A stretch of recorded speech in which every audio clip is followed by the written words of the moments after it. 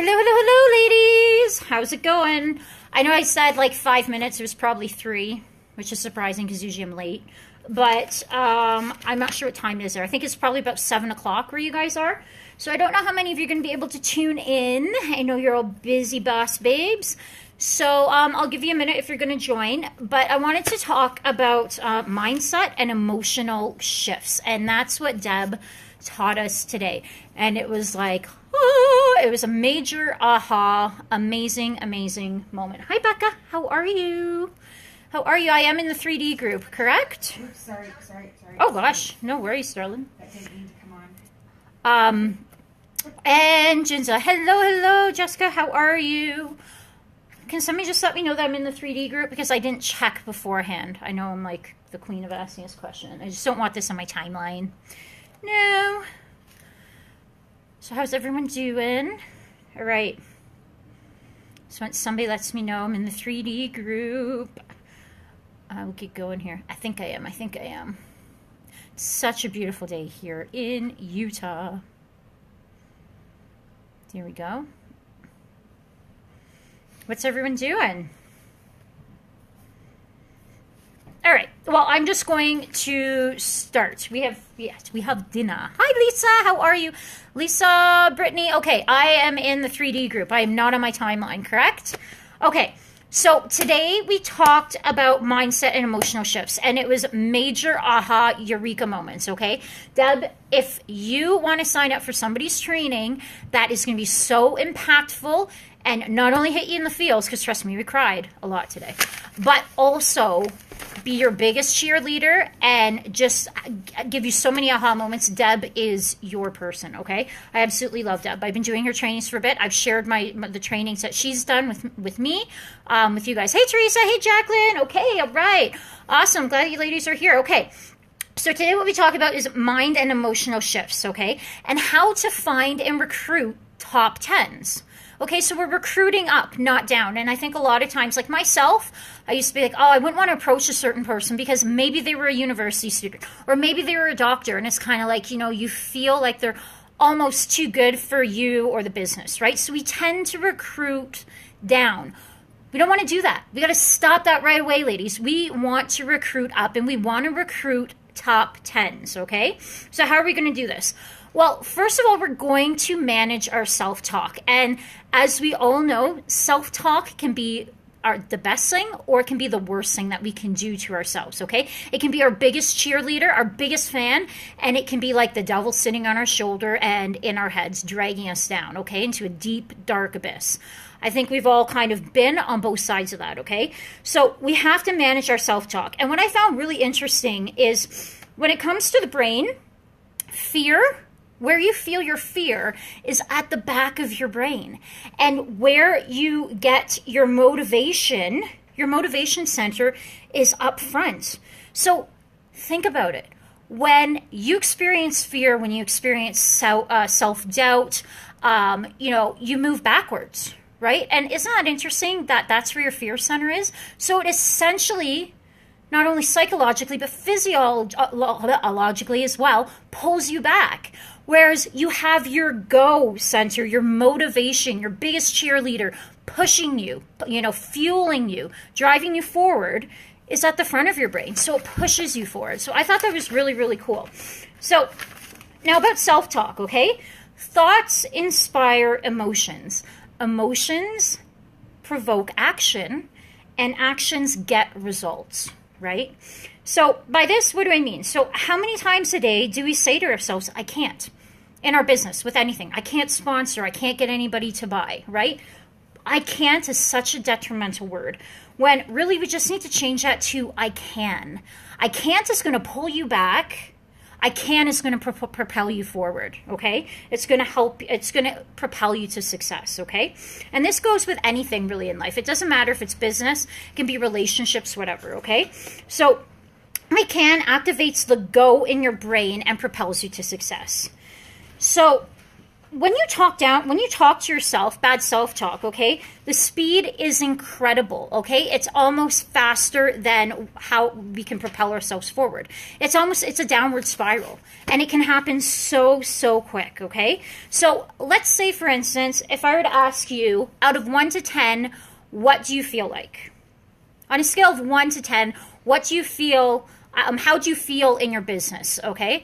A 10 being somebody that, that you want to recruit, that is your, like, on your all-time team dream wish list, okay?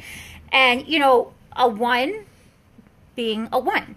What do you consider yourself? Okay, so just think about that for a minute. You don't have to write it here, but just keep it up here. Maybe write it on a piece of paper in front of you, okay? Now, bring in negative self-talk, okay? So I'm going to tell you, when it comes to sponsoring, for instance, I've felt like a 7. Then you bring negative self-talk into you, and that pulls you back. So after you tell yourself, I can't do this, nobody wants to join my team, I'm not a good leader, I'm not good enough, whoa, you go from a 7 to a 5. Okay, but meanwhile, here we are trying to find and recruit those 10s. Well, here's the thing. You cannot sponsor above your own identity. So until you start to identify yourself as a 10, you're not going to be able to attract those people. Okay? So as women, we have about 85,000 thoughts a day go through our head. Men, they have about 65. Okay? 80% of thoughts are repetitive, and 95% of repetitive thoughts are negative, okay? So when you do the math, that's about 60,000 negative thoughts a day. So here's the difference between men and women. Women have a huge, rapid succession, okay? So she used a great example. You have a teenage daughter. She's supposed to be home by 11 from a date, okay? You look at the time, you're like, oh my God, it's 11:02 or 11:05. And you're like, okay, she's late. Oh my gosh, something must have happened. It must be really, really bad. Maybe the car ran out of gas, or maybe they got in a car accident. Oh my God, maybe she's dead in a ditch. And your husband or significant other is like, whoa, honey, calm down. You're making a mountain out of a molehill. Like, where are all these crazy thoughts coming from? Okay? Men don't think like that. They have what's called a gap, and this gap stops that succession and negative chatter, okay? Our minds tend to run away without us. That's just how we work. So what we need to do is we need to recognize that the gap stops that doubt, and we need to create that gap. So every time that we're having negative thoughts, we're feeling down about ourselves or our business or our capabilities, we need to add a gap and stop the doubt. So we as women tend to protect ourselves from rejection. So the minute that we get a no, we start a downward spiral. Oh, I'm not good enough, or I'm not a good enough leader. And, we just start this negative chatter, okay? Whereas men don't do that. And she had another great example, and I absolutely love this, okay? She was a recruiter for corporate America. She had a huge team of men and women, okay? They went to this, what was it? They went to like this recruiting fair, and it was basically, talking to people, finding out if they were interested. People would give them their cards and information to call them later. So the men are on their way home, driving in their car, and they're going through the business cards, calling these people and be like, hey dude, how's it going? It was great meeting you. We met at the, success fair or whatever. Just wondering if you're interested.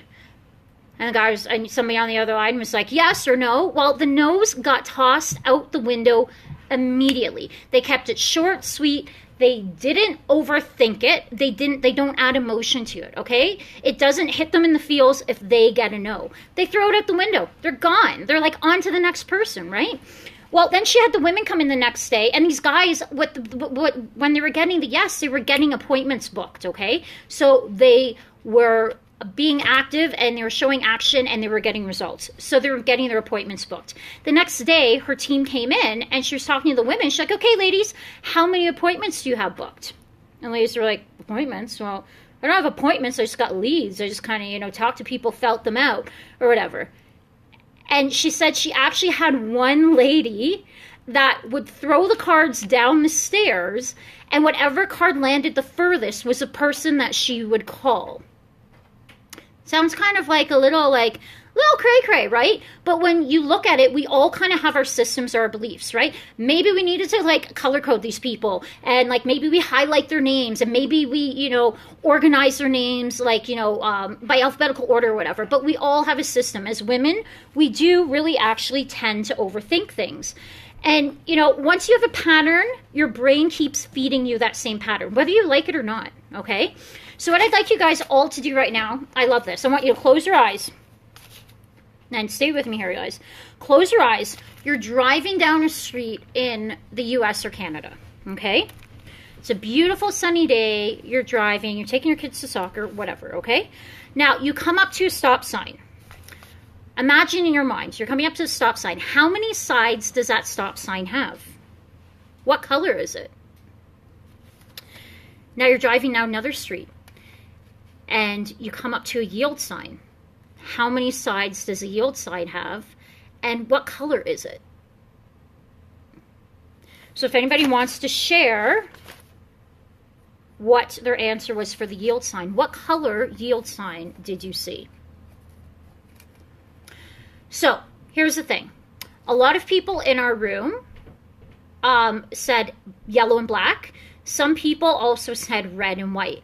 Well, here's the thing. If you're in the US or Canada, it's red and white. And it has been that way for 30 years, okay?